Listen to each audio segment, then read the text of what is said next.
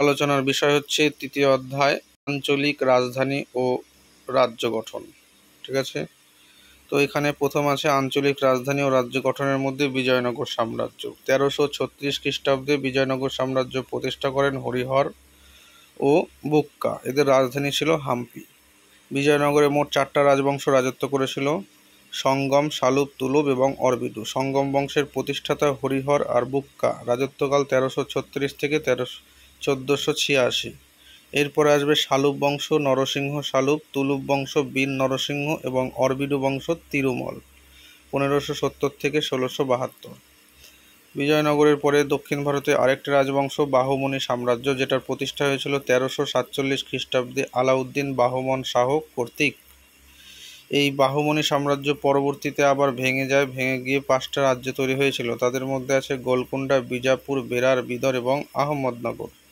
তো গোলকুন্ডা ছিল কুতুব শাহী বংশ, বিজাপুরে ছিল আদিল শাহী বংশ, বেরারে ছিল ইমাদ শাহী বংশ, বিদরে ছিল বারিদ শাহী বংশ আর আহমদনগরে ছিল নিজাম শাহী বংশ।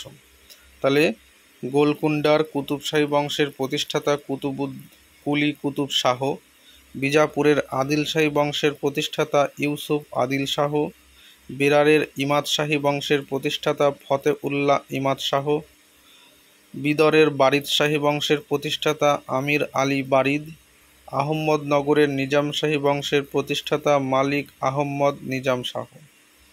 চলে আসি ইলিয়াস শাহী বংশ। বাংলা আঞ্চলিক রাজধানীর মধ্যে বাংলা বিশেষ একটা ভূমিকা আছে। বাংলা মধ্যযুগের বাংলায় প্রধান দুটো রাজ্য ছিল: ইলিয়াস শাহী রাজবংশ, পরবর্তীতে হুসেন শাহী রাজবংশ, মাঝখানে হাফসি শাসন আর রাজা গণেশ।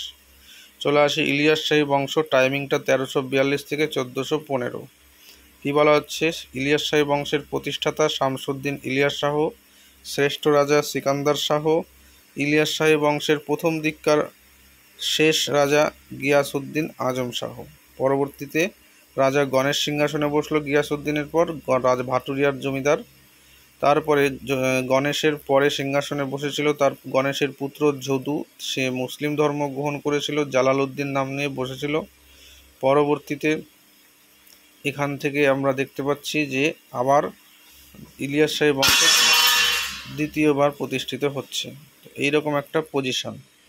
তো পরবর্তীতে আমরা দেখতে পাচ্ছি ইলিয়াস শাহের বংশ শেষ হওয়ার পরবর্তীতে হাফসি শাসনকাল শুরু হয়েছিল, 6 বছর চলেছিল। তারপরে আমরা হুসেন শাহী বংশ দেখতে পাই। তো হুসেন শাহী বংশটা শুরু হয়েছিল কবে? 1493 থেকে 1538 পর্যন্ত।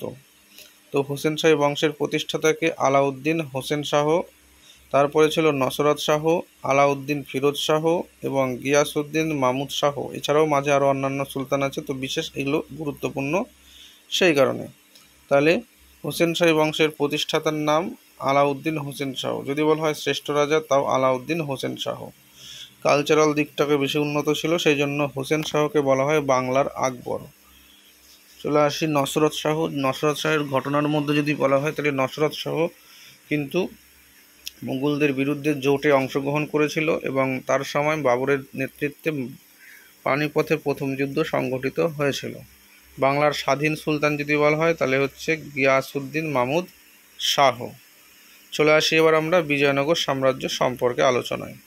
কি বলা হচ্ছে? বিজয়নগর সাম্রাজ্যের প্রতিষ্ঠাতাকে হরিহর ও বুক্ক। সঙ্গম বংশের শ্রেষ্ঠ রাজা দ্বিতীয় দেবরায়। বিজয়নগর সাম্রাজ্যের শ্রেষ্ঠ রাজা, সঙ্গম বংশের শ্রেষ্ঠ রাজা হচ্ছে দ্বিতীয় দেবরায়। বিজয়নগর সাম্রাজ্যের শ্রেষ্ঠ রাজা হচ্ছে কৃষ্ণদেব রায়। কৃষ্ণদেব রায় ছিলেন তুলুপ বংশের শাসক। কৃষ্ণদেব রায়ের রাজত্বকাল কবে? 1509 থেকে 1529 খ্রিস্টাব্দে। তিনি মারা যাওয়ার আগে তার ভাই অচ্যুত রায়কে সিংহাসন দান করে গিয়েছিলেন। অচ্যুত রায় ছিলেন তার কিন্তু ভাই, সৎ ভাই বলা যায়, নিজের ভাই নয়। যাই হোক, বিজয়নগর সাম্রাজ্যের রাজধানী কি? হাম্পি। বিজয়নগরকে বলা হয় জয়ের নগরী, সিটি অফ ভিক্টরি, আর রাজধানীর নাম হাম্পি। হাম্পি নামে উৎপত্তি পম্পা দেবীর নাম অনুসারে হয়েছিল। বিজয়নগরের যে দেবী ছিল তার নাম পম্পা দেবী, সেই পম্পা দেবীর নাম অনুসারে কিন্তু হাম্পি নগরীর নামকরণ করা হয়েছিল। বিজয়নগরের ধ্বংসাবশেষ আবিষ্কার করেছেন কে? Colonel Colin Mackenzie. আর বিজয়নগরের সম্পর্কে আমরা মোটামুটি তথ্য পাই, উপাদান, লিখিত উপাদান। সেটার মধ্যে কি আছে? মাদুরা বিজয়ম, গঙ্গা দেবীর রচনা, তারপরে গঙ্গাদাস প্রলাপ বিলাসম, গঙ্গাধরের রচনা। আমুক্ত মাল্যদা, এই আমুক্ত মাল্যদা কৃষ্ণদেব রায়ের কিন্তু রচনা। এবার দেখব বিজয়নগর যে সাম্রাজ্য, এখানে বিভিন্ন সময়ে বিভিন্ন বিদেশি পর্যটকদের আনাগোনা হয়েছিল। তো কার সময় কোন পর্যটক এসেছিল? নিকোলো কোন্টি, যিনি প্রথম দেবরায়ের রাজত্বকালে এসেছিল ইটালি থেকে। আব্দুর রাজ্জাক, যিনি পার্শ্বিক দূত হিসেবে দ্বিতীয় দেবরায়ের দরবারে এসেছিলেন। ডমিঙ্গো পায়েজ, যিনি কৃষ্ণদেব রায়ের দরবারে পর্তুগাল থেকে এসেছিলেন। একই সময়ে দুয়ার্তে বারবোসা কৃষ্ণদেব রায়ের সময় পর্তুগাল থেকে এসেছিলেন। তার পরবর্তীতে ফার্নাও নুনিজ, যিনি অচ্যুত রায়ের সময় পর্তুগাল থেকে এসেছিলেন। নেক্সট বলা হচ্ছে এ ফরগটন এম্পায়ার, এটার রচনাকার, এটা একটা গ্রন্থ, এর রচনাকারকে রবার্ট সিওয়েল। নেক্সট কি বলা হচ্ছে যে বিজয়নগর সাম্রাজ্যের প্রতিষ্ঠার সময় দিল্লির সুলতান কে ছিলেন? তিনি হচ্ছেন মোহাম্মদ বিন তুগলক। কাদের পরামর্শে হরিহর ও বুক্কা বিজয়নগর সাম্রাজ্য প্রতিষ্ঠা করেছিলেন? মাধব বিদ্যারণ্য ও সায়নাচার্য। এই সায়নাচার্য যে ছিলেন তিনি কিন্তু বেদের ওপর কিন্তু টিকা রচনা করেছিলেন। ঠিক আছে, চলে আসি বেদ মার্গ প্রতিস্থাপক প্রথম উপাধি কে নিয়েছিলেন? প্রথম বুক্ক হচ্ছে বেদ মার্গ প্রতিস্থাপক উপাধি নিয়েছিলেন। বিজয়নগর বাহুমনি সংঘর্ষের সূচনা হয়েছিল কার সময়? রায়চুর দোয়াবকে কেন্দ্র করে, এখানে দুয়ার্তে আছে ভুল, যাই হোক, রায়চুর দোয়াবকে কেন্দ্র করে প্রথম বুক্কর রাজত্বকালে বিজয়নগর বাহুমনি সংঘর্ষের সূচনা। তাহলে বিজয়নগর বাহুমনি সূচনাও হচ্ছে প্রথম বুক্কর রাজত্বকালে। আর প্রথম বুক্ক বেদমার্গ প্রতিস্থাপক উপাধি নিয়েছিলেন। আর এই প্রথম বুক্ক আবার চীন দেশের সম্রাটের কাছে দূতও পাঠিয়েছিলেন। এগুলো হচ্ছে প্রথম বুক্কর শাসনের একটু অ্যাচিভমেন্ট। নেক্সট হচ্ছে বাহুমনি সাম্রাজ্যের প্রতিষ্ঠাতা হচ্ছে 1347 খ্রিস্টাব্দে। কে প্রতিষ্ঠা করেছিলেন? আলাউদ্দিন বাহমান শাহ। এই আলাউদ্দিন বাহমান শাহ, তার উপাধি কী ছিল? বাহমান শাহ উপাধি ছিল। গজ উপাধি, বা যেটাকে বলা হয় হাতি শিকারী। ঠিক আছে, তো বেতিগড় বা হাতি শিকারী এই উপাধিটা কার ছিল? দ্বিতীয় দেবরায়ের উপাধি ছিল হচ্ছে বেতিগড়। চলে আসি বিজয়নগরে কোন শাসক সুদক্ষ অশ্বারোহী তীরন্দাজ সেনা নিয়োগ করেন? কোন শাসক সুদক্ষ অশ্বারোহী তীরন্দাজ সেনা নিয়োগ করেন? সেটা হচ্ছে দ্বিতীয় দেবরায়। বিজয়নগরে কোন শাসক সুদক্ষ অশ্বারোহী তীরন্দাজ সেনা নিয়োগ করেছিলেন? এটা দ্বিতীয় দেবরায়। কৃষ্ণদেব রায়ের উপাধি কী ছিল? অন্ধ্রভোজ। আর কি? গো ব্রাহ্মণ প্রতিপালক। আর কি? অভিনব ভোজ। কৃষ্ণদেব রায়ের উপাধি অন্ধ্রভোজ, গো ব্রাহ্মণ প্রতিপালক ও অভিনব ভোজ। কৃষ্ণদেব রায় বাহুমনি সুলতান মামুদকে পরাজিত করেছিলেন।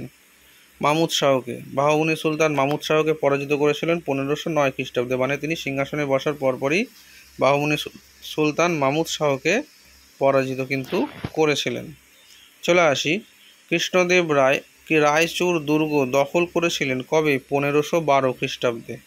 পর্তুগিজ গোলন্দাজ বাহিনীর সহায়তায় কৃষ্ণদেব রায় রায়চুর দুর্গ পুনরায় দখলও করেছিলেন।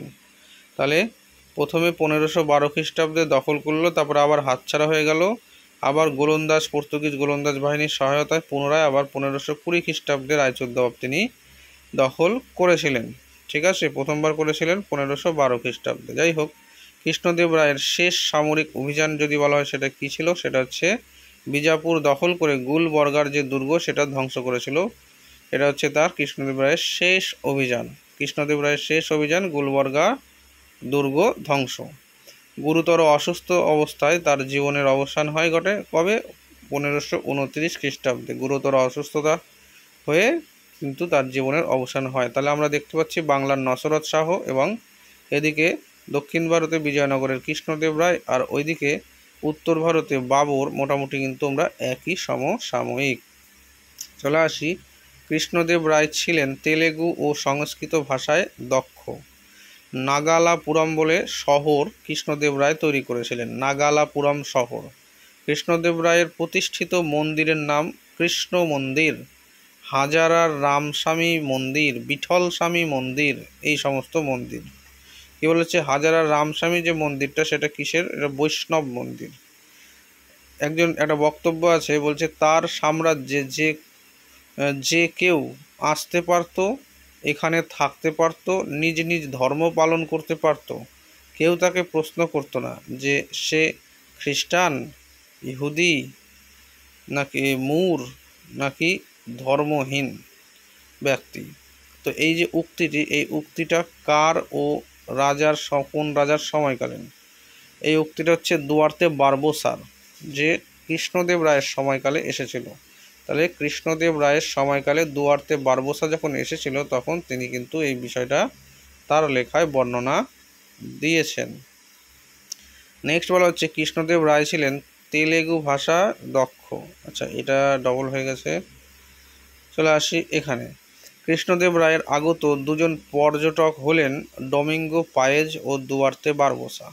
তাহলে কৃষ্ণদেব রায়ের সময় আগত দুজন পর্যটক ডমিঙ্গো পায়েজ এবং দুয়ার্তে বারবোসা, দুজনই পর্তুগাল থেকে এসেছিল। কৃষ্ণদেব রায়ের দৈহিক বিবরণী যদি পাওয়া যায়, তাহলে কার রচনা থেকে পাওয়া যায়? কৃষ্ণদেব রায়ের দৈহিক বিবরণী পায়েজের রচনা থেকে পাওয়া যায়। কৃষ্ণদেব রায়ের মৃত্যুর আগে বৈমাত্রেয় ভাই অচ্যুত রায়কে উত্তরাধিকারী মনোনীত করেছিলেন। বৈমাত্রেয় ভাই মানে তার অন্য অপর সৎ মায়ের আর একটা পুত্র, তো এরকম বৈমাত্রেয় ভাই, ঠিক আছে, তাকে বা সৎ ভাই, তাকে তিনি মৃত্যুর আগেই কিন্তু উত্তরাধিকারী মনোনীত করেছিলেন, এবং 29-এ তার মৃত্যু হচ্ছে। তারপরে কিন্তু অচ্যুত রায় কিন্তু সিংহাসনে বসেছিলেন। অচ্যুত রায়ের সময় কিন্তু একটা ঘটনা ঘটছে, সেটা কি, সেটা হচ্ছে এই তালিকোটার যুদ্ধ। তালিকোটার যুদ্ধের অপর নাম বাণীহাট্টির যুদ্ধ, অপর নাম রাক্ষসতংরীর যুদ্ধ। কবে হয়েছিল? 1565 খ্রিস্টাব্দে 23শে জানুয়ারি। এই তালিকোটার যুদ্ধের অপর নাম বাণীহাট্টির যুদ্ধ এবং রাক্ষসতন্ত্রীর যুদ্ধ। যাই হোক, বিজয়নগরে রাম রায়ের সাথে দক্ষিণ ভারতের 4টি মুসলিম সাম্রাজ্য, যেমন গোলকুন্ডা, বিজাপুর, বিদর, আহমদনগর, এই সমসাময়িক 4টা রাজ্যের মধ্যে একটা বিবাদ কিন্তু লেগেছিল, ঠিক আছে। বিজয়নগরের তখন ছিল রাম রায়, মন্ত্রী আর কি, স্বদেশী রায়ের মন্ত্রী রাম রায়। আর তার সাথে দক্ষিণ ভারতের যে বাহুমনি রাজ্য ভেঙে যে 5টা হয়েছে, তার মধ্যে বেরার বাদে গোলকুন্ডা, বিজাপুর, বিদর, আহমদনগর, এদের মধ্যে একটা বিরোধ সৃষ্টি হয়েছিল। পরবর্তীতে আমরা দেখতে পাচ্ছি তালিকোটার যুদ্ধে দক্ষিণের কোনো মুসলিম রাজ্য অংশগ্রহণ করেনি, মানে সেটা হচ্ছে বেরার, এটা আগেই বলা হলো, বেরার অংশগ্রহণ করেনি, এই যুদ্ধটা হয়েছিল। এটা খুবই ধ্বংসাত্মক একটা যুদ্ধ হয়েছিল। সেই কারণে তালিকোটার যুদ্ধকে বিজয়নগরের মৃত্যু ঘণ্টা বলে উল্লেখ করেছেন কে? ডক্টর ঈশ্বরী প্রসাদ। তালিকোটার যুদ্ধকে বিজয়নগরের মৃত্যু ঘণ্টা বলে উল্লেখ করেছে ডক্টর ঈশ্বরী প্রসাদ, মৃত্যু ঘণ্টা, ঠিক আছে। বিজয়নগরে তালিকোটার যুদ্ধের পরবর্তী সময়ের রাজধানী কি হয়? প্রথমে তো ছিল হাম্পি, তারপরে 65-তে হচ্ছে 1565 হচ্ছে তালিকোটার যুদ্ধ হচ্ছে। 1565 তালিকোটার যুদ্ধের পর দেখা যাচ্ছে যে বিজয়নগরের রাজধানীর পরিবর্তন হচ্ছে, হাম্পি থেকে চলে আসছে পেনুগোন্ডাতে। তাহলে হাম্পি প্রথমে বিজয়নগরের রাজধানী, সেকেন্ড রাজধানী পেনুগোন্ডা, এবং লাস্ট পরবর্তীতে রাজধানী করা হয়েছিল চন্দ্রগিরি। তাহলে হাম্পি, পেনুগোন্ডা আর চন্দ্রগিরি। তারপর বলা হচ্ছে রাক্ষসতংরী নাটকের রচয়িতাকে? গিরিশ কনরাড। না, রাক্ষসতংরী বলে যে নাটক তার রচনা করেছিলেন হচ্ছে গিরিশ কনরাড, এটা আধুনিক লেখক। চলে আসি আমরা অরবিডু বংশ। অরবিডু বংশের রাজধানী সেটা কি আছে? অরবিডু বংশের রাজধানী হচ্ছে পেনাগোন্ডা। এই যে আমরা যে উপরে বললাম রাজধানী চেঞ্জ হচ্ছে, পেনাগোন্ডা, তো পেনাগোন্ডা বা তিরুমল এটা তৈরি করেছে, ঠিক আছে। লাস্ট বংশ সঙ্গম, সালুপ, তুলুপ, অরবিডু। এই অরবিডু বংশর সময় অর্থাৎ তিরুমলের সময় রাজধানী হচ্ছে পেনাগোন্ডা। যদি বলা হয় বিজয়নগর সাম্রাজ্যের রাজধানী পেনাগোন্ডাতে কে নিয়ে আসছে, তাহলে হাম্পি থেকে পেনাগোন্ডাতে নিয়ে আসছে তিরুমল। বিজয়নগরের কোন রাজা চন্দ্রগিরিতে রাজধানী স্থানান্তরিত করেন? চন্দ্রগিরিতে রাজধানী স্থানান্তর করেছিল তার পরবর্তীতে পেনাগোন্ডি থেকে দ্বিতীয় ভেঙ্কট হচ্ছে চন্দ্রগিরিতে রাজধানী স্থানান্তর করেছিল। তাহলে প্রথমে নর্মালি যেটা ছিল হাম্পি, নর্মাল ছিলই, তারপরে তিরুমল আসার পর পেনাগোন্ডাতে রাজধানী স্থানান্তর করলো, এবং তার পরবর্তীতে দ্বিতীয় ভেঙ্কট আসার পর চন্দ্রগিরিতে রাজধানী স্থানান্তর করলো। তাহলে প্রথমে হাম্পি, তাহলে পেনাগুন্ডি, তারপরে হচ্ছে চন্দ্রগিরি। অরবিডু বংশের সর্বশেষ নরপতির নাম কি? তৃতীয় শ্রীরঙ্গ বা তৃতীয় রঙ্গ, অরবিড় বংশের সর্বশেষ নরপতি, মানে বিজয়নগরেরও শেষ নরপতি, তৃতীয় রঙ্গ। ঠিক আছে, তাহলে বিজয়নগরের প্রতিষ্ঠাতা কে হচ্ছে হরিহর বুক্ক, বিজয়নগরের শ্রেষ্ঠ রাজা কৃষ্ণদেব রায়, বিজয়নগরের শেষ রাজা হচ্ছে তৃতীয় শ্রীরঙ্গ। এবার বিজয়নগর সাম্রাজ্যের যে প্রশাসনিক ব্যবস্থা, সেখানে একটা ব্যবস্থা ছিল যার নাম হচ্ছে নায়ক প্রথা বা নয়নকারা প্রথা। নায়ক বা নয়নকারা প্রথা ব্যবস্থা প্রচলিত ছিল কোথায়? বিজয়নগর সাম্রাজ্যে। এই প্রথার বা এই ব্যবস্থার প্রধানকে কি বলা হতো? নায়ক বা সামরিক নেতা, নায়ক বলা হতো। আমরা দিল্লির সুলতানের ক্ষেত্রে ইক্তা ব্যবস্থা যেটা দেখতে পাই, বিজয়নগরের ক্ষেত্রে কিন্তু নয়নকারা ব্যবস্থা কিন্তু সেই একই বিষয়। অমর নায়ক, আচ্ছা এখানে ইক্তার প্রাপকদেরকে বলতো ইক্তাদার, ঠিক একই রকমভাবে নয়নকারা ব্যবস্থার যাকে জমিটা দেওয়া হতো সেটা হচ্ছে অমর নায়ক বলা হতো। ঠিক আছে, অমর নায়ক বা অমরা নায়ক, একে কি সেনাধ্যক্ষ বা সামরিক নেতা। তো এটা হচ্ছে ব্যাপার। যাই হোক, সুলতানি আমলে ইক্তা প্রথার সাথে অমর নায়ক প্রথার মিল কিন্তু রয়েছে। চলে আসে বিজয়নগরের জমি ছিল 3টি ভাগে বিভক্ত। কি কি ভাগে? তাহলে ভান্ডার ভরা, যেটা ছোট এলাকা বা গ্রাম, মান্য, যেটা নিষ্কর গ্রাম, অমরা, অবশিষ্ট সমস্ত ভূমি যা অমর নায়কদের দেওয়া হতো। অমর নায়কদের যেটা দেওয়া হতো সেটা হচ্ছে অবশিষ্ট ভূমি। বিজয়নগর সাম্রাজ্যের শাসন কাঠামো কেমন ছিল?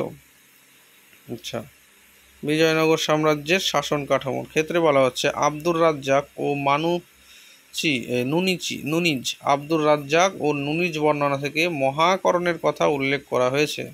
মহাকরণ মানে আইন পরিষদ। ঠিক আছে, যে আইন পরিষদ সেটা কোথায় ছিল বা তার বর্ণনা কে করেছে? আব্দুর রাজ্জাক এবং নুনিজ।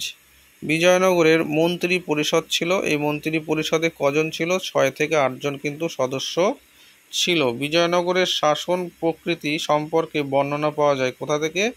নাকি কৃষ্ণদেব রায় রচয়িতা আমুক্ত মাল্যদা থেকে। আমুক্ত মাল্যদা। বিজয়নগর সাম্রাজ্যকে কটা মণ্ডলে ভাগ করা হতো, যেটাকে আমরা বর্তমানে বলি প্রদেশ। তাহলে বিজয়নগর সাম্রাজ্যে কয়টা প্রদেশে বা মণ্ডলে বিভক্ত ছিল? তার পরবর্তী মোট 6টার কথা আমরা জানি। তারপরে বলা হচ্ছে মণ্ডলগুলো আবার নাডুতে বিভক্ত ছিল। নাডুগুলো আবার মহকুমা বা স্থলে বিভক্ত ছিল, আর এই স্থলের নিচে ছিল গ্রাম। অর্থাৎ বিজয়নগর সাম্রাজ্যের সর্বনিম্ন যে ইউনিট সেটা হচ্ছে গ্রাম, কয়েকটা গ্রাম মিলে হচ্ছে একটা স্থল বা মহকুমা, কয়েকটা স্থল নিয়ে গঠিত হচ্ছে একটা নাডু বা জেলা, কয়েকটা নাডু বা জেলা নিয়ে গঠিত হতো একটা প্রদেশ বা মণ্ডলম, তারপরে কয়েকটা মণ্ডলম নিয়ে হয়েছিল বিজয়নগর সাম্রাজ্য। তাহলে সর্বনিম্ন গ্রাম, গ্রামের উপরে স্থল, স্থলের উপরে নাডু, গ্রাম, স্থল, নাডু, মণ্ডল, সাম্রাজ্য। তাহলে সাম্রাজ্যের পরের ইউনিট হচ্ছে মণ্ডল, মণ্ডলের পরে নাডু, তারপরে স্থল, তারপরে গ্রাম। মণ্ডল, নাডু, স্থল, গ্রাম, মণ্ডল, নাডু, স্থল, গ্রাম, মণ্ডল, নাডু, স্থল, গ্রাম, মণ্ডল, নাডু, স্থল, গ্রাম। এভাবে নাম মনে রাখতে লাগবে, মণ্ডল, নাডু, স্থল, গ্রাম, মণ্ডল, নাডু, স্থল, গ্রাম। চলে আসি এবার নিচে। বিজয়নগরের প্রদেশের সংখ্যা ছিল কটা? 6টা। আচ্ছা, এটা বলাই হলো কেন্দ্র ও গ্রামীণ শাসনের মধ্যে সংযোগ রক্ষা করতেন কে? মহানায়কাচার্য। কেন্দ্রর সাথে গ্রামীণ শাসনের যে সংযোগ কারা করত? মহানায়কাচার্য। আয়াঙ্গার প্রথা বা আয়াঙ্গার প্রথা সেটা কি জিনিস? বিজয়নগর সাম্রাজ্যে গ্রামগুলিতে 12 জন সদস্য নিয়ে গড়ে ওঠা সমিতি, যাদের কাজ ছিল গ্রাম প্রশাসন পরিচালনা করা। তাহলে আয়াঙ্গার প্রথা কি? সেটা হচ্ছে গ্রাম প্রশাসন, এক কথায় যেটা পঞ্চায়েতের যে প্রশাসন সেটাই। তো গ্রাম প্রশাসনকে বলা হতো আয়াঙ্গার প্রথা। এখানে কতজন সদস্য থাকতো? 12 জন সদস্য নিয়ে এই সমিতিটা গড়ে ওঠা থাকতো। যারা ট্যাক্স দিত এরকম 12 জন সদস্য। তারপরে বলছে কান্ডাচার। কান্ডাচারটা কি? সেনা বিভাগের তত্ত্বাবধান দফতর, সেটা হচ্ছে কান্ডাচার। কান্ডাচার তাহলে সেনা বিভাগের তত্ত্বাবধায়ক বা তত্ত্বাবধান দপ্তর। এই দপ্তরের প্রধান সেনানায়ককে বলা হতো কি? দণ্ডপতি। দণ্ডপতি বলা হতো সেনানায়ককে। তাহলে কান্ডাচার হচ্ছে সেনা বিভাগের তত্ত্বাবধায়ক দপ্তর, এই তত্ত্বাবধায়ক দপ্তরের সেনানায়ককে বলা হতো দণ্ডপতি। কান্ডাচার দপ্তরের অফিসারের নাম হচ্ছে দণ্ডপতি। চলে আসি বিজয়নগরের নরপতি কৃষ্ণদেব রায়ের সেনাবাহিনীতে সর্বদা দক্ষ 10 লক্ষ সৈন্য থাকত।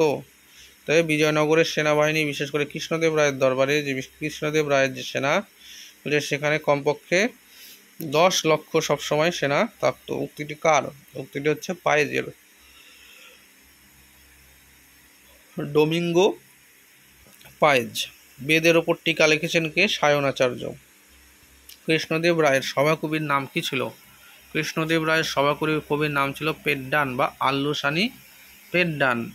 মনুচরিতম গ্রন্থের রচয়িতা ছিলেন আল্লুসানি পেড্ডন। এই মনুচরিতম গ্রন্থের মধ্যে কি রচনা আছে? রাজনীতিতে ব্রাহ্মণদের বিশেষ মর্যাদা ছিল, সেটা আমরা বুঝতে পারছি। বিজয়নগর সাম্রাজ্যে জাতিভেদ প্রথা অস্তিত্ব স্বীকার করেছেন বারবোসা। জাতিভেদ প্রথার অস্তিত্ব স্বীকার করেছেন, যে বিজয়নগরে যে জাতিভেদ প্রথা ছিল সেটা স্বীকার করেছে কে? সেটা হচ্ছে বারবোসা। কোন পার্শ্বিক রাজদূত বিজয়নগরে এসেছিলেন? রাজদূত বলেছে, ঠিক আছে, পর্যটক নয় কিন্তু, রাজদূত। তাহলে কোন পার্শ্বিক রাজদূত বিজয়নগরে এসেছিলেন? সেটা হবে আব্দুর রাজ্জাক। বিজয়নগরের অর্থনীতির মূল ভিত্তি কী ছিল? অর্থনীতির মূল ভিত্তি ছিল হচ্ছে কৃষিকাজ। নেক্সট বলা হচ্ছে, কোন বিদেশি পর্যটক কৃষ্ণদেবের কৃষকদের আর্থিক দুরবস্থার বর্ণনা দিয়েছেন? সেটা হচ্ছে নিকিতিন দিয়েছেন। নিকিতিন এসেছিল রাশিয়া থেকে, ঠিক আছে, বিজয়নগর সাম্রাজ্যে। তো এই কিন্তু বিদেশি পর্যটক কৃষকদের আর্থিক দুরবস্থার উল্লেখ করেছেন। বিজয়নগরে বেগাশ্রম প্রথা প্রচলিত ছিল, এটা দেখা যাচ্ছে উইলিয়াম বলেছে। বিজয়নগরে বেগাশ্রম প্রথা প্রচলিত ছিল, এটার বক্তব্য কার? উইলিয়ামের। চলে আসি, আব্দুর রাজ্জাক 300টি বন্দরের কথা উল্লেখ করেছেন পশ্চিম উপকূলে। সব থেকে গুরুত্বপূর্ণ বন্দর হচ্ছে কালিকট। মানে আব্দুর রাজ্জাক পশ্চিম উপকূলে টোটাল 300খানা বন্দরের উল্লেখ করেছেন, আর তার মধ্যে সব থেকে গুরুত্বপূর্ণ বা উল্লেখযোগ্য বলেছেন কোন বন্দরটাকে? কালিকট বন্দরকে। নেক্সট বলা হচ্ছে প্যাগোডা বা বরাহ। এখানে প্যাগোরা হয়ে গেছে কিন্তু প্যাগোডা, ঠিক আছে, এবং বরাহ বা বরাহ, প্যাগোডাও হতে পারে, বরাহ হতে পারে। কী জিনিস এটা? বিজয়নগরের সোনার মুদ্রা। এখানে বানান ভুল আছে, তো ঠিক করবে। বিজয়নগরের যে সোনার মুদ্রা তাকে বলা হতো প্যাগোডা বা বরাহ। চলে আসি, বিজয়নগরের মুদ্রার বর্ণনা দিয়েছেন কে? আব্দুর রাজ্জাক। বিজয়নগরের যে মুদ্রা, এই যে প্যাগোডা বা সোনার মুদ্রা, বরাহ বা সোনার মুদ্রা, এই বর্ণনাটা আমরা কোথা থেকে পাই? আব্দুর রাজ্জাকের রচনা থেকে পাই। নেক্সট হচ্ছে অষ্টাদিগ্গজ কার দরবারে ছিল? অষ্টদিগ্গজ ছিল কৃষ্ণদেব রায়ের দরবারে। তো মোটামুটি এই হলো আমাদের কৃষ্ণদেব রায়। তো এরপরে আমরা আলোচনা করব বাহমনি সাম্রাজ্য সম্পর্কে। আজকের মতো এখানেই সমাপ্ত।